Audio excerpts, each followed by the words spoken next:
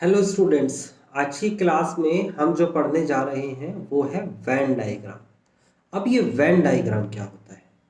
तो देखिए, अगर मैं किसी भी पॉलिनोमियल की बात करता हूँ, for any polynomial like linear polynomial और quadratic polynomial A X plus B X plus C, और cubic polynomial A X cube plus का बी एक्स स्क्वायर प्लस का सी एक्स प्लस का डी, या फिर कोई भी पॉलिनोमियल, अगर कोई भी पॉलिनोमियल आपके सामने है तो उसका ग्राफ बनाया जा सकता है। क्या बनाया जा सकता है? ग्राफ, है ना। तो अगर कोई भी पॉलिनोमियल है तो उसका ग्राफ बनाया जा सकता है। कैसे? आपको एक्स एक्सिस और वाई एक्सिस आपको ड्रॉ करना है, और ये स्टैंडर्ड है कि एक्स एक्सिस जो होगा वो हॉरिजॉन प्लेन पर ही होगा, यानी कि हॉरिजॉन लाइन होगी, और वर्टिकल लाइन जो है वो वाई एक्सिस होगी, यानी कि इस तरीके से।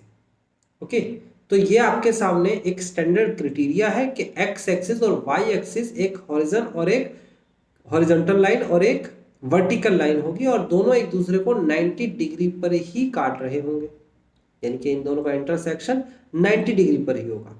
तो ये बेसिक एजम्पशंस हम लेके चलते हैं कि एक एक्सिस को एक्स एक्सिस बोलेंगे, दूसरे को वाई एक्सिस बोलेंगे, 90 डिग्री पर वो एक दूसरे को कट कर रहे होंगे, तब ये कोई सा भी ग्राफ इस पर ड्रॉ हो सकता है। और वो ग्राफ ड्रॉ करना आपने 10th क्लास में सीखा है, लीनियर ग्राफ ड्रॉ करना सीखा है, लेकिन ये भी आपको सिखा दिया जाएगा।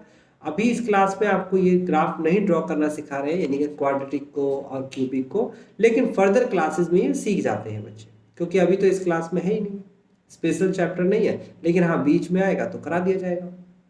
अभी फिलहाल हम बात करते हैं अपने सेट की। जब हम सेट थ्योरी पढ़ने लगे तो सेट थ्योरी के अंदर तो बहुत सारे नंबर्स होते थे।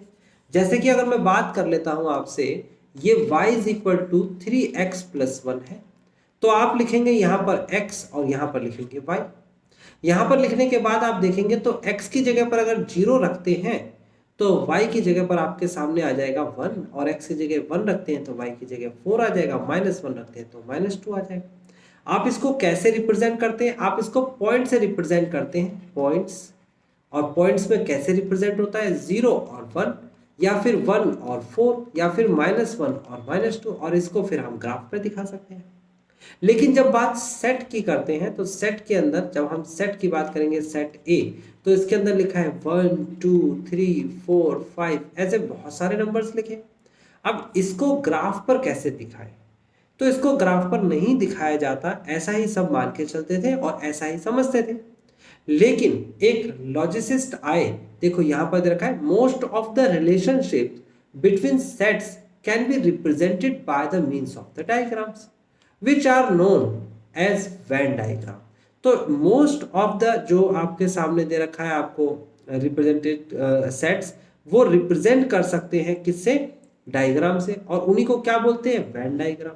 When diagram are named after the English logician. मैंने कहा जो लॉजिक देते हैं, वो जो लॉजिक देते हैं उसे लॉजिशियंस कहते हैं। तो वो थे इंग्लिश लॉजिशियंस, यानी कि इंग्लैंड के थे, यानी कि ब्रिटेन के थे। जॉन वैन नाम था उनका, जैसे हमारे यहाँ सर नेम होता है ना, तो वैन वहाँ पर सर नेम यूज हुआ, जॉन वैन। ये इनका दे रखा है आपको जो ड्यूरेशन है, कब तक जीवित रहे, 1834 में पैदा हुए और 1883 में ये मर गए। अब आगे कहता है these diagrams consist of rectangles and closed curve, usually circle। कोई भी क्लोज कर्व ले लो, यानी कि रेक्टेंगल और सर्कल को मिलाकर एक बेसिक अजम्पशंस ली गई। जैसे कि यहाँ पर एक्स एक्सिस और वाई एक्सिस होता है, ऐसे यहाँ पर रेक्टेंगल और सर्कल से इन्होंने एक डायग्राम बनाना शुरू किया। इन्होंने लॉजिक के साथ इस चीज को बताया और आज वही हम पढ़ रहे हैं। ओके, तो वेन डायग्राम क्या होता है?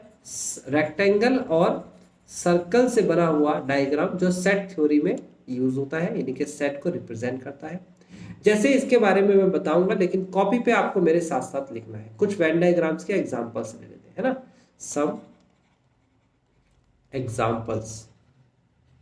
Examples of Venn diagrams. Okay, तो आप अपनी कॉपी तैयार कर लीजिए और मेरे साथ साथ लिखिए। सबसे पहला नंबर लिखिए, आपको पता है यूनिवर्सल सेट।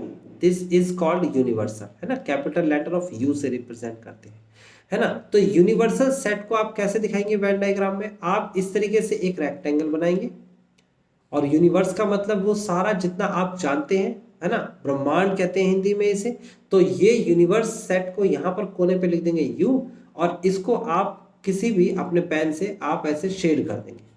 ऐसे शेड करना मतलब यूनिवर्सल सेट को रिप्रेजेंट करना। आपने एक पार्टिकुलर रेक्टेंगल को यूनिवर्स दर्शाया और उसे आपने डायग्राम के थ्रू बताया, ये यूनिवर्सल सेट का डायग्राम। उसके बाद आप दूसरा लिखिए, पहले के बाद दूसरा। आपको कॉपी पे देखिए साथ साथ लिखना होगा, ये कहीं पर और मिलेगा नहीं, मैं साथ साथ लिखवा रहा हूँ, और जितनी स्पीड मेरी है उससे तेज स्पीड ही आपकी होगी, तो आप आगे पीछे भी नहीं होंगे। अगर मान लीजिए मैंने कोई चीज़ तेजी से बता दी तो आप वीडियो को पॉज कर सकते हैं, वो ऑप्शन भी आपके पास है, लेकिन लिखिएगा साथ साथ। ओके गाइज, अभी यहाँ पर आपको क्या दे रखा है, ए दे रखा है। ए का मतलब क्या है, ए एक सेट है, कोई भी नंबर हो सकता है। तो मैंने पहले तो यूनिवर्स बनाना है, क्योंकि सेट जो भी होंगे वो यूनिवर्स के अंदर में ही आएंगे।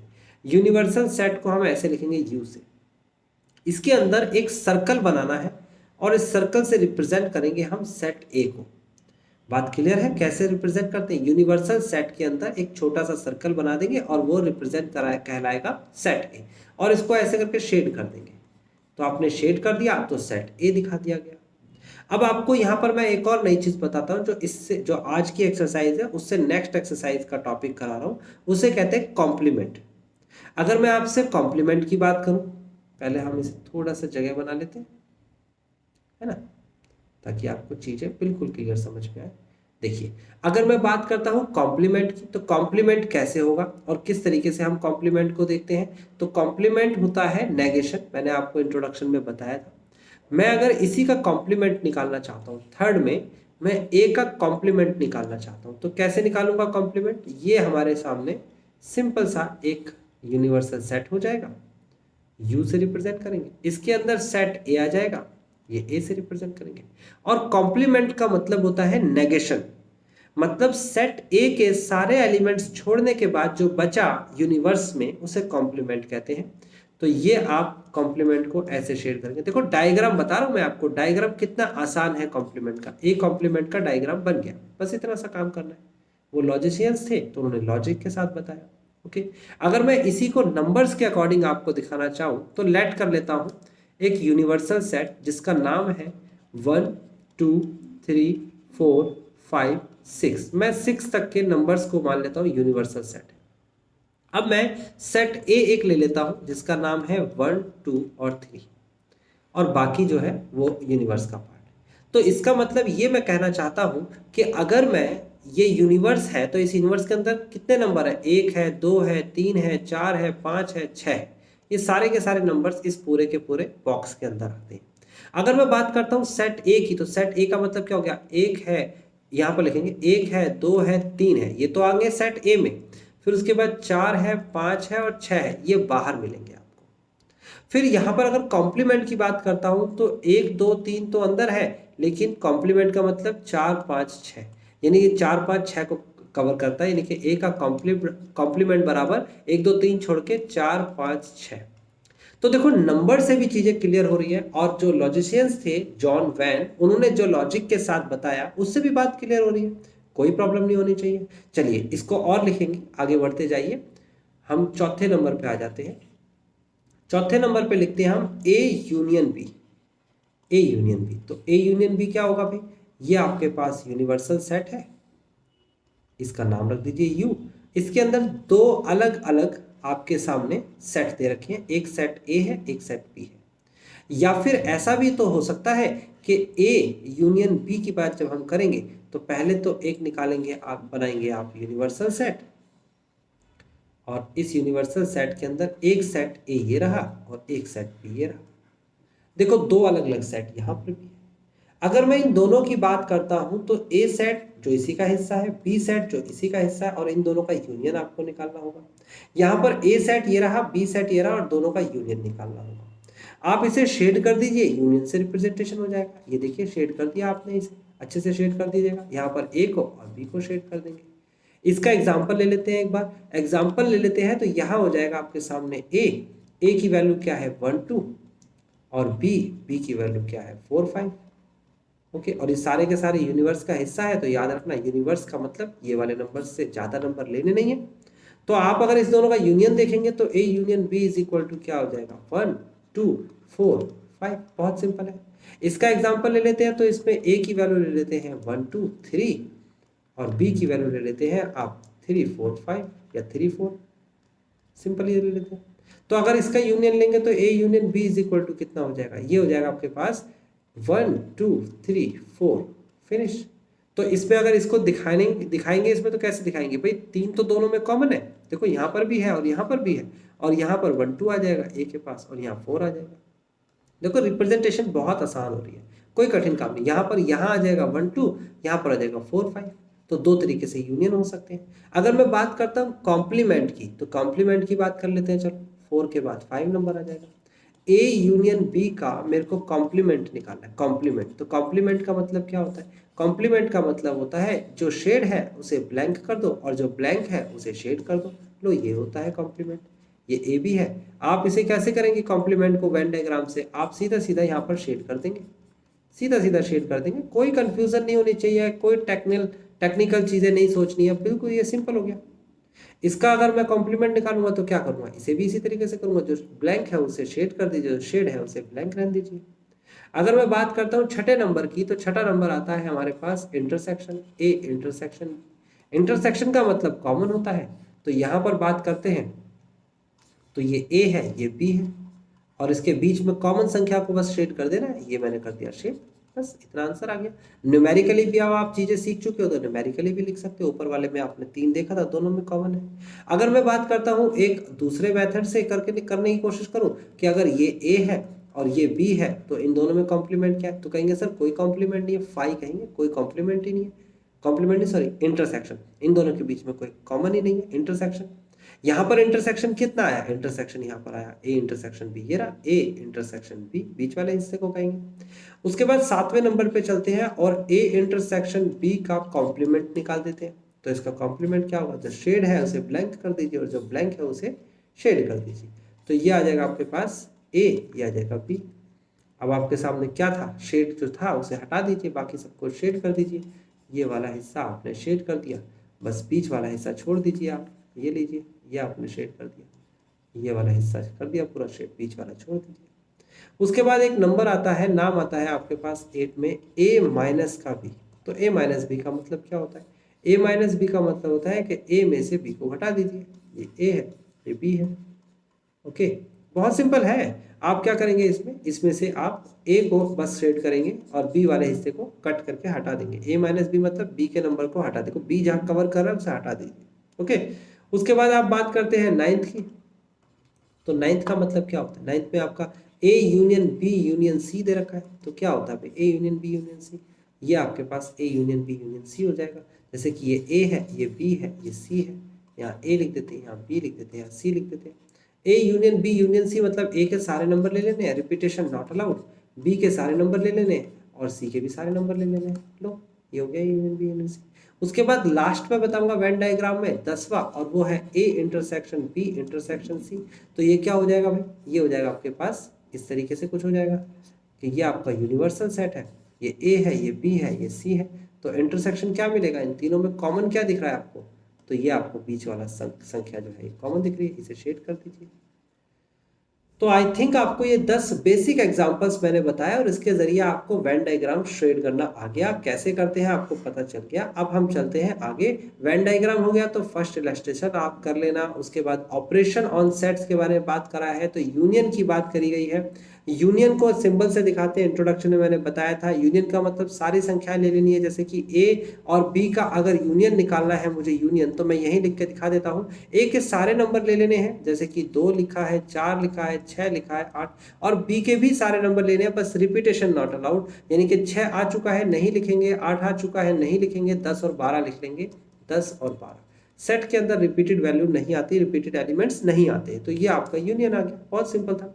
अब इस यूनियन की कुछ प्रॉपर्टीज भी होती है, तो ये प्रॉपर्टीज को आपको कॉपी करना है, ठीक है ना। अपनी कॉपी पे जल्दी से लिखिए क्या सबसे पहला नंबर ए यूनियन बी बराबर होता है बी यूनियन बी, और इसे कम्यूटेटिव लॉ कहते हैं, दोनों यूनियंस बराबर होते हैं। ऐसे ही A union B union C is equal to A union B union C, इसे एसोसिएटिव लॉ कहते हैं। ये लॉ के अकॉर्डिंग नाम याद रखिएगा। उसके बाद A union phi is equal to A होता है, इसे लॉ ऑफ आइडेंटिटी एलिमेंट्स कहते हैं, या phi is the identity of U, है ना, यू मतलब यूनियन।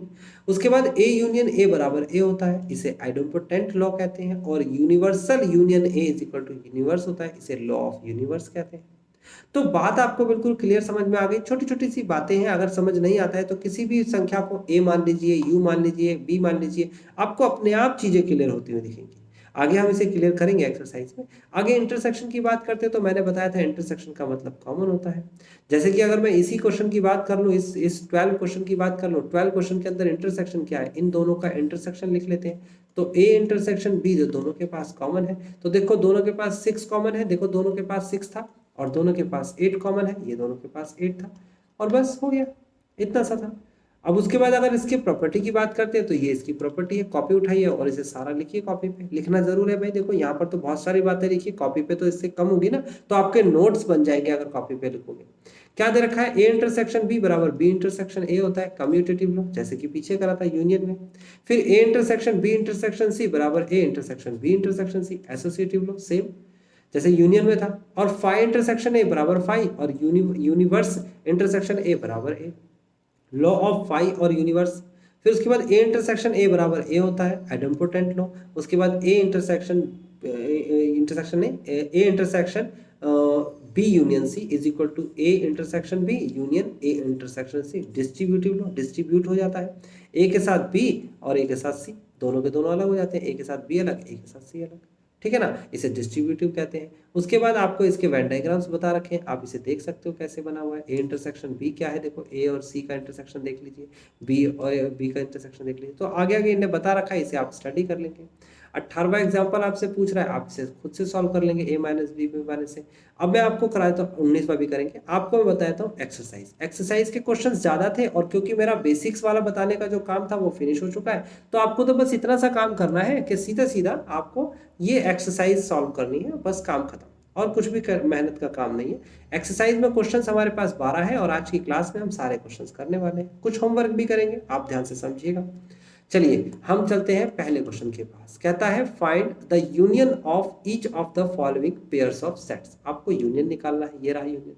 तो पहले क्वेश्चन का आंसर क्या निकालेंगे, पहले का जब हम सॉल्यूशन करेंगे, और वो भी पहले पार्ट का करेंगे, तो x union y is equal to, आप देखिए 1 लिखा है, 3 लिखा है, 5 लिखा है, तो पहले लिख लेंगे 1 3 और 5।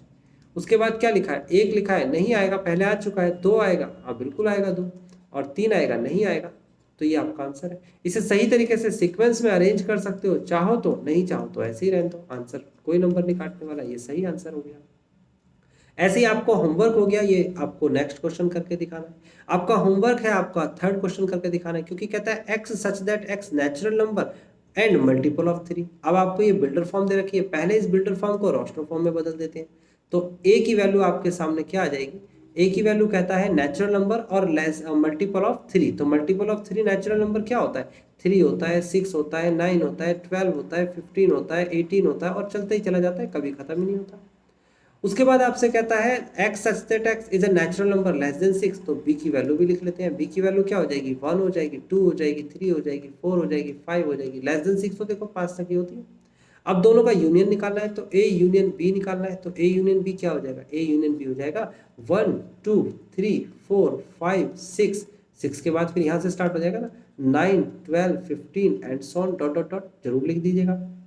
उसके बाद अगले वाले क्वेश्चन पे आपसे ये है, आपको पहले इसे रोस्टर फॉर्म बनाना है, फिर सॉल्व करना है। ए और बी का अगर यूनियन पूछ रहा है तो ऑब्वियस सी बात है, आपको बताया था ए यूनियन बी का जो यूनियन होता है वो ए होता है।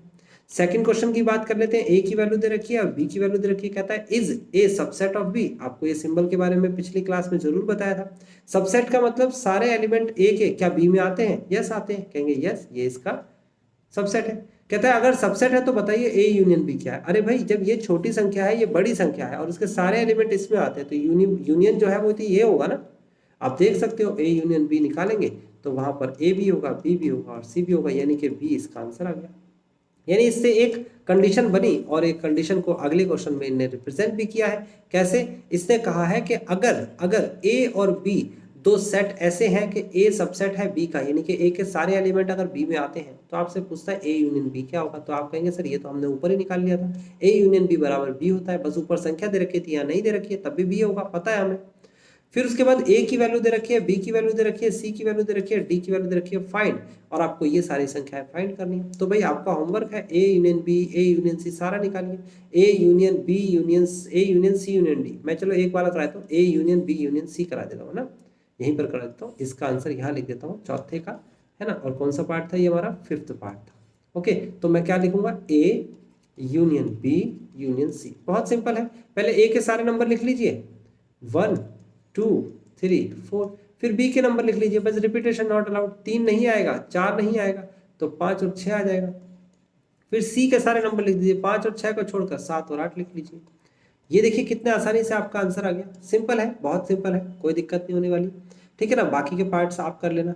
अब पांचवें क्वेश्चन में आपसे क्या कहता है? पांचवें क्वेश्चन में कहता है जो आपने पहला क्वेश्चन किया था, क्वेश्चन नंबर फर्स्ट, उसमें आप इंटरसेक्शन निकाल लीजिए। तो चलो पहले क्वेश्चन पे आ जाते हैं। ये आपके पास पहला क्वेश्चन था। पहले पार्ट के अंदर आपको इंटरसेक्शन कैसे निकालना है, यानी कि x इंटरसेक्शन y कैसे निकलेगा।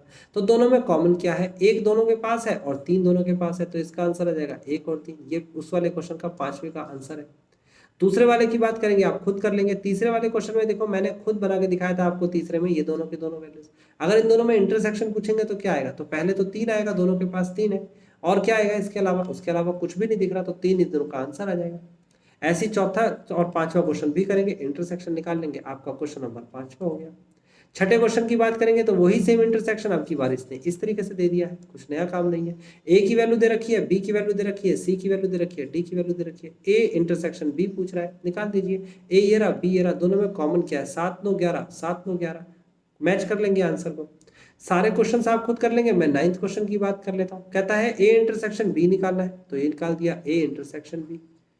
कितना हो जाएगा? 9th क्वेश्चन की बात हो रही है। ए इंटरसेक्शन बी में कितना था? 7 9 11।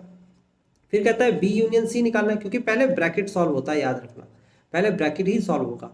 तो बी यूनियन सी का मतलब बी और सी का यूनियन निकालना है। तो यूनियन कैसे होता है? 7 9 11 13 और उसके बाद 15, ये हो गया। अब आपसे कहता है इन दोनों का इंटरसेक्शन निकालना है, तो चलो इन दोनों का इंटरसेक्शन निकाल लेते हैं। A intersection B union C. तो जब इंटरसेक्शन निकालेंगे तो दोनों में कॉमन क्या आएगा? 7 आएगा, 9 आएगा और 11 आएगा। कितना आसान हो गया, आंसर भी आ गया।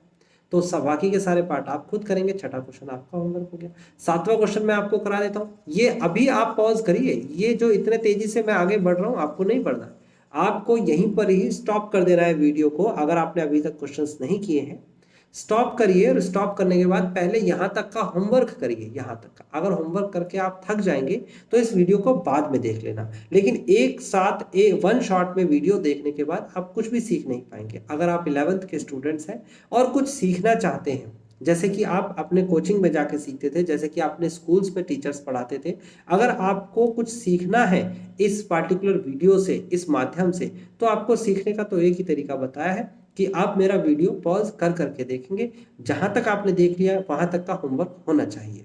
ओके, तब आगे अगले क्वेश्चन पे बढ़ेंगे। चाहे वो थोड़ा सा ही हो, लेकिन वो होना चाहिए, वो आपने खुद प्रैक्टिस किया है, और डेफिनेटली आपकी प्रैक्टिस पे आपको मार्क्स मिलते हैं।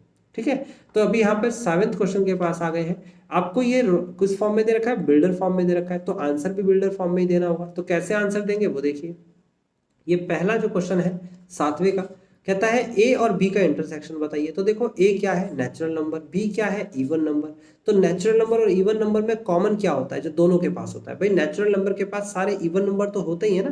देखो नेचुरल नंबर के एग्जांपल ले लीजिए, 1 2 3 4 5 6 7 8 9, ऐसे चलता चला जाएगा ना, 10 11 12 and so on too. Even number के एग्जांपल ले लीजिए, वो होते हैं 2 4 6 8 9 10 12। 9 कैसे हो जाएगा? 10 12 and 14 and so on too. अब जब इन दोनों में कॉमन देखोगे, क्या चीज कॉमन है? क्योंकि इंटरसेक्शन पूछ रहा है, तो 2 इसमें भी है, इस पे भी है, 4 भी है, 6 भी है, 8 भी है, 10 भी है, 12 भी मिलेगा, 14 भी मिलेगा, यानी कि सारे के सारे इवन नंबर मिल जाएंगे। यानी अगर मैं बात करता हूँ नेचुरल नंबर और इवन नंबर में इंटरसेक्शन क्या होता है, जैसे पहले क्वेश्चन का जवाब, तो लिखेंगे A intersection B is equal to x such that x is an even natural number, natural number यानी कि जो आंसर आप क्वेश्चन आपको बिल्डर फॉर्म में दिया था तो आंसर भी आपने बिल्डर फॉर्म में दे दिया। चलो बाकी के क्वेश्चंस आपको करने हैं, मैं आपको हिंट दे देता हूँ क्या क्या करना है, कैसे करना है। अगर नहीं समझ में आएगा तो मेरे से पूछ लीजिएगा। यहाँ पर कहता है ए इंटरसेक्शन सी, तो देखो नेचुरल नंबर में और ओड नंबर में इंटरसेक्शन क्या होगा, ऑब्वियस सी बात है ओड नंबर होगा, ये पूरा का पूरा आंसर आ गया। फिर A intersection D, natural number में और प्राइम नंबर में इंटरसेक्शन क्या होगा, ऑब्वियस सी बात है यहाँ पर भी प्राइम नंबर ही होगा, ये पूरा का पूरा आंसर आ गया। फिर बी इंटरसेक्शन सी की बात कर रहा है, तो बी में इवन नंबर है और सी में ओड नंबर है। तो अगर मैं बात करता हूं इसके आंसर की, तो इसका आंसर आ जाएगा बी इंटरसेक्शन सी बराबर 5। कुछ भी नहीं होगा भाई, ओड नंबर में इवन नंबर में इंटरसेक्शन क्या, कुछ भी नहीं। फिर बी इंटरसेक्शन डी, तो बी ये रहा और डी ये रहा, यानी कि इवन नंबर में और प्राइम नंबर में क्या होता है, तो बी इंटरसेक्शन डी की बात करते हैं तो सिर्फ एक ही नंबर आता है जो इवन भी है और प्राइम भी है, उसे 2 कहते हैं, 2 लिख देंगे डायरेक्ट। उसके बाद आपसे कहता है सी इंटरसेक्शन डी, तो सी इंटरसेक्शन डी की बात करेंगे तो इसके अंदर आपके सामने सारे प्राइम नंबर्स आ जाएंगे, सारे प्राइम नंबर ओड नंबर होते हैं बट 2 को छोड़कर। तो आप लिखेंगे C intersection D is equal to x such that x is a prime number except, या फिर x is not equal to 2, या एक्सेप्ट 2 कह सकते हो आप इसे, कि 2 को छोड़कर बाकी सारे प्राइम नंबर्स आएंगे। 2 एक जो है इवन नंबर होता है, बाकी सारे प्राइम नंबर ओड नंबर होते हैं, आप चेक कर सकते हैं, है ना। उसके बाद आ जाते हैं हम अगले क्वेश्चन पे। अगला जो हमारा पास क्वेश्चन है वो है 8वां क्वेश्चन। इजी है, बहुत ज़्यादा इजी है, आपको बस थोड़ी प्रैक्टिस करनी है, मेरे साथ साथ प्रैक्टिस करनी है, ठीक है। तो ये सारे क्वेश्चंस पहले ट्राई करिए, पॉज करिए वीडियो को, फिर आगे क्वेश्चन पे बढ़िए, ठीक है ना, अगला कॉन्सेप्ट पे चलिए। अब 8वें क्वेश्चन की बात करते हैं। आई होप आपने ऊपर वाले सारे क्वेश्चन साथ साथ कर रहे हैं। 8वें क्वेश्चन में कहता है which of the following pairs of set are disjoint. Disjoint भाई, जॉइंट का मतलब क्या होता है, जॉइंट का मतलब होता है जुड़ना, तो डिसजॉइंट का मतलब क्या होता है, जो ना जुड़े। सिंपल है ना, डिस जुड़ गया तो मतलब नहीं जुड़े। तो यहाँ पर क्या होगा, कहता है जो इस एलिमेंट इन दोनों को जोड़ेगा तो जॉइंट सेट कहलाएगा, नहीं जोड़ पाएगा तो डिसजॉइंट कहलाएगा। जैसे कि देखो यहाँ पर पहले नंबर पे दे रखा है 1 2 3 4, और दूसरे सेट के अंदर दे रखा है natural number and 4 to 6, 4 greater less than equal to भी दे रखा है, तो 4 भी आएगा, इसका रोस्टर फॉर्म बना देते हैं, 4 भी आएगा, 5 भी आएगा, 6 भी आएगा। अब देखो इन दोनों सेट को, यानी कि ये 4 यहाँ पर भी है, 4 यहाँ पर भी है, 4 ने इन दोनों सेट को जोड़ दिया, तो क्या है ये डिसजॉइंट है या नहीं है। तो पूछ रहा है डिसजॉइंट बताइए है कि नहीं है। तो पहला क्वेश्चन में आप जवाब देंगे, आप लिखेंगे नॉट डिसजॉइंट। डिसजॉइंट, तो डिसजॉइंट क्या होता है हम यहाँ पर लिख देंगे, आपको भी कॉपी पे लिखना है। If A and B, if set A and B are disjoint, ये कॉपी पे जरूर लिखिए, then A intersection B is equal to 5। अगर A और B के बीच में कोई भी इंटरसेक्शन नहीं है तो इसका मतलब वो डिसजॉइंट है। चेक कर लेते हैं, ऐसे ही अगले पे चेक कर लेते हैं। जैसे कि आपको दे रखा है AEIOU, यहाँ पर दे रखा है CDEF, तो क्या दोनों के बीच में कोई कॉमन है, यस, E दोनों के पास है, तो इसका मतलब ये डिसजॉइंट नहीं है, नॉट। इवन नंबर और ओड नंबर्स की बात कर लेते हैं, तो क्या यहाँ पर ये डिसजॉइंट है, यस, इवन और ओड के बीच में कोई भी कॉमन संख्या नहीं होती, इनका इंटरसेक्शन 0 ही आएगा, है ना। तो इसका मतलब क्या हो, 5 आएगा, इसका मतलब क्या हो गया कि ये डिसजॉइंट है। 8वां भी हो गया। इसे करिए होमवर्क जो मैंने अभी लिखवाया है। 9th की बात कर लेते हैं। ABCD दे रखा है, आपको कहता है A में से B को घटाना है, चलो घटा लेते हैं। देखो A में से B को कैसे घटाएंगे, देखो मैं 9th की बात कर रहा हूँ, पहले की बात हो रही है। A में से B को घटाएंगे, A के वो सभी एलिमेंट्स लिखने हैं जो B में ना, कैसे चेक करते हैं। देखो पहले A की बात करेंगे, A कहाँ है, ये रहा। A का पहला एलिमेंट क्या दिख रहा है आपको, 3 दिख रहा है, क्या B में कहीं पर 3 है, नहीं है, तो लिख लेंगे। फिर दूसरा एलिमेंट क्या दिख रहा है आपको, 6 दिख रहा है, तो क्या B में कहीं 6 है, नहीं है, तो लिख लेंगे। फिर तीसरा एलिमेंट क्या दिख रहा है आपको, 9 दिख रहा है, क्या B में कहीं 9 है, नहीं है, तो लिख लेंगे। और अगर चौथे एलिमेंट की बात करें तो 12 दिख रहा है और B में कहीं 12 है, यस 12 है, तो इसे छोड़ देंगे, इसे ही घटाना कहते हैं। जो कॉमन दिख जाए उसे छोड़ दो। यहाँ पर दे रखा है 15, क्या B में कहीं 15 है, नहीं है, तो लिख लेंगे। फिर उसके बाद 18 दे रखा है, क्या B में कहीं 18 है, ये भी नहीं है, तो ये भी लिख लेंगे। फिर 21 दे रखा है, क्या कहीं B में 21 है, नहीं है, तो लिख लेंगे, बात खत्म हो गई। अगर मैं आपसे कहूं कि B में से A को घटाइए, B में से A को घटाइए, तो आप कहेंगे सर B के वो सारे एलिमेंट लिखने B के हैं, आगे वाले के, पीछे वाले के नहीं लिखने। तो वो सारे एलिमेंट लिखने हैं जो ए में ना हो। तो इसको ऐसे करेंगे, देखिए हम अब की बार किसको देखेंगे, बी को देखेंगे। 4 4 कहीं यहाँ पर ए में दिख रहा है, कहीं पर कहीं नहीं दिख रहा, तो इसका मतलब हम 4 को लिख लेंगे। फिर उसके बाद दे रखा है 8 8 कहीं पर दिख रहा है, यहाँ पर पूरे में ए में कहीं नहीं दिख रहा, 8 को भी लिख लेंगे। फिर देखेंगे 12, यस 12 तो दिख रहा है, तो इसको छोड़ देंगे। फिर देखेंगे 16, तो 16 कहीं नहीं दिख रहा। फिर उसके बाद 20 कहीं नहीं दिख रहा, यानी कि ये आ गया बी माइनस ए। तो ए माइनस बी, बी माइनस ए मैंने बताया, यानी कि पहला क्वेश्चन और चौथा क्वेश्चन मैंने बता दिया, पहला और चौथा। बाकी के सारे पार्ट्स आप खुद करेंगे, घटाना आपको आता है। वीडियो पॉज करिए और इसे जल्दी से सारे क्वेश्चंस करिए। अब आ गए हम 10th क्वेश्चन के पास। तो 10th क्वेश्चन आपसे क्या कहता है, ये 10th क्वेश्चन है। x की वैल्यू दे रखी है, y की वैल्यू दे रखी है, घटाना आपको आता है। x में से y में से x और x इंटरसेक्शन y, ये तीनों काम आपको करने हैं। 11वें क्वेश्चन में आपको क्या कहता है, 11वां क्वेश्चन में आपको करा देता हूँ। यहाँ पर कहता है 11वें में R is the set of real number, real number जिसमें रैशनल और इरेशनल दोनों आते हैं। जब हम बात रियल की करते हैं, रियल नंबर, तो आपने पढ़ा होगा रियल नंबर मीन्स इसमें रैशनल भी आएंगे, रैशनल और इरेशनल भी आएंगे, है ना। जिसमें सारे नंबर्स आते हैं उसे हम रियल नंबर कहते हैं, रैशनल भी इरेशनल भी। उसके बाद ये क्या कहता है, Q is a set of rational number.